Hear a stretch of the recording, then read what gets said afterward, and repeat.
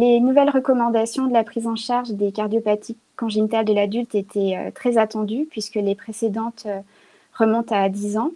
Il y a eu énormément de modifications en fonction des publications de ces 10 dernières années.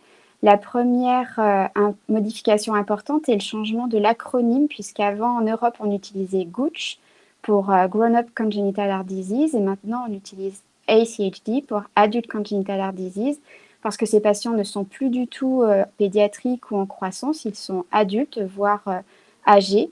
Donc ça, c'était la première modification. La deuxième modification concerne un ajustement de la définition de la complexité de ces malformations cardiaques, puisqu'elles sont déjà définies en 3 catégories, des simples, des intermédiaires et des complexes. Et en fonction des résultats des chirurgies les plus récentes, on a ajusté la catégorie de la cardiopathie congénitale. C'est l'exemple, par exemple, des transpositions des gros vaisseaux. Et je vous invite pour ça à consulter le texte.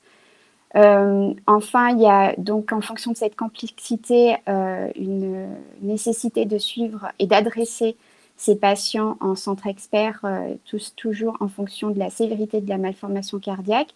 Et là encore, il y a une définition des ressources nécessaires dans des centres experts, avec en avant la nécessité d'une prise en charge multidisciplinaire, que ce soit en imagerie, en électrophysiologie, en chirurgie, en tout ce qui est imagerie échographique ou IRM et scanner. Tout ça doit répondre à un niveau d'expertise avec de l'expérience dans l'évaluation et le traitement de ces patients. Concernant la prise en charge, sans aller dans les détails de cardiopathie par cardiopathie, parce qu'elles sont assez nombreuses, donc là, vraiment, il faut aller consulter le texte.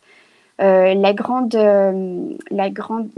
points qui sont novateurs dans ces recommandations, c'est la place très bien délimitée et définie de la technique interventionnelle percutanée pour traiter notamment les coarctations, avec des indications très précises de niveau de recommandation 1, et également dans les voies pulmonaires qui ont été réparées avec l'implantation d'un tube, quand il y a nécessité de traiter une fuite pulmonaire résiduelle et ou une sténose associée.